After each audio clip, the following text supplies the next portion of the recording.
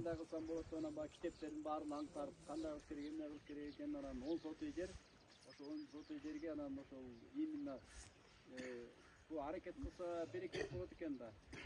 Биз да тоого барып, бетинде карагайларга барып ушул жактан эмен даярдайбыз, топуракты кийинки жылы карагай отурулганга топурак даярдайбыз. Текче кылып аянтчаларды жасайбыз, 1 метр, 2 метрге.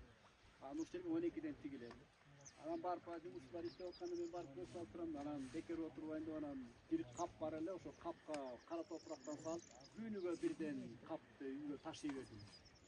Качарчес бесполезный. Кетип баратып анан баягы участок алып барып төгүп коем, анан ошентип адил тоого барган сайын бүттөн ошондой тоонун топурагын алып келе бердим. Жерди алып атканда айтышкан, могу жерге карточкаң курчак беле болуп калган, бул жер деген такыр жарабай калган жер, эмнеге алып атасың, тигип бу деп.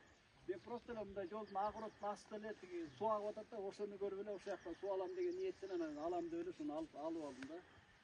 Анан намыс болуп калды бир чети. Кандай кылып эмне кылсам деп анан ушунун баарын даярданып алып анан эрикпей жип менен тартып, лункаларын жасап, анан ошол менде иштеген орус жумушчулар бирөөсү айтып калды, мен агоротундагы карагатын эскиртип алып орутуп атам деп. Ошонун эле тамырын алып казып чыгарат, анан мен ошонун тамырларын череңки кылып кесип алам да, ошол жерге отургузуп, жанагы тоонун топурагына салып туруп анан өстүрдүм.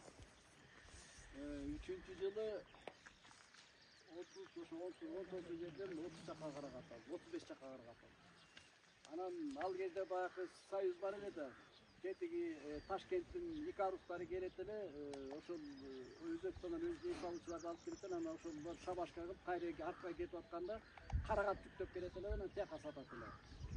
Анан ошол бир өзбек аксакал болуп калды ошо шофёр. Анан канча карагат алат деп, ушинтип 35 чака алдым деп, анан алды дагы, анан эмки жылы канча болот деди.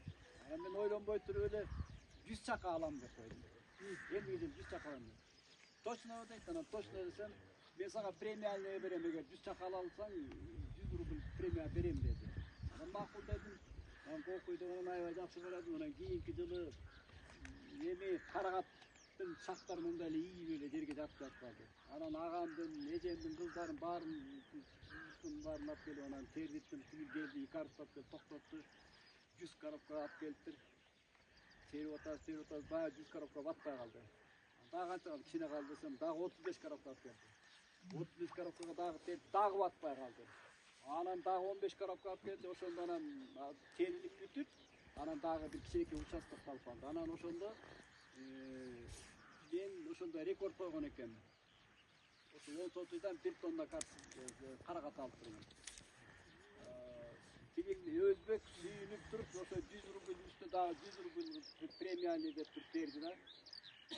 Ал өзү мындай да көрбөптүр. Дагы карагаттагы баягы тоонун топурагы менен чоң жүзүмдөй болгон карагат болду. Мындайды эч ким көрбөптүр да. Анан тиги неменин айылга бүткүн болуп кетти. Бул жерде бир кытайчы келип туруп, ушундай Кытай экен өзү. Ошондон эле сүйүп калдым, мындай жактырып калдым. Алты карагат ден соолукка аябай жакшы. Кыргызстан боюнча С витамининин эң чемпиону ушул карагат. Бүт алманы көрүңүз, коозу, дарбузду көргүлө, ашкурту көргүлө, бүт мөмө жемиштин ичинен Кыргызстан боюнча эң витаминге бай 200 миллиграммга чейин барат. Ошон үчүн ден соолукка аябай пайдалуу, иммунитетти көбөйтөт. Карагат адамга дагы аябай пайдасын берген үчүн анан ошо менен иштеп калдым дагы. Андан кийин уулум чоңойдум, тиги кылдык, анан уулум питомник ачалы дейт, ачты, анан давай эмне менен иштейли, карагат менен иште дедим. Анан азыр чысырганак менен иштеп атат. Ошону менен азыр ийгиликтерибиз жакшы. Анан келип кыдырып көрүп, менде ошол баягы опыт тажрыйбаларды топтодук да, тажрыйбаларды токтоп, анан ошо кечээ келгенде бул аксакал айтып атпайбы, кечээ көрдүм, ютубка чыгарып кечээ эле. Келип Бишкектен келип көрдүм деп. Же мал бак, же чысырганак бак деп айтып атты. Чынында эле ошондой. Эми азыр өзүңөр калькуляторуңар болсо, калькуляторуңар чыгарып туруп эсептеп көргүлө. Мына мен чысырганакты айтып берейин. Чысырганактан 1 гектардан 20 тонна спокойно аласыңар. Эгерде ал мындай да теригенди, бул тетиги Августина деген четтеги сорту карагылачы. Шашлык эле болуп калган да. Эми муну мындай бирден тергенде деген муну териш толду. Бирок азыр жаңы ыкмалар чыкты. Азыр муну мындай промышленно өстүргөндө кандай кылат? Тетик эмеси менен эле кошо кесет. Бутагы менен кошо кесет. Ара кала морозильникке салат деген тоңот анан деп чапканда эле шыпырып түшүп калат да. Бирок могул жыл деген эмдиги жылы уже жок болуп калды да. Эмдиги жылы түшүм бербейт андай. Анан кайра жаңы бутак чыгып анан ал аркы жылы. Ошондо бир жыл эс алып барат.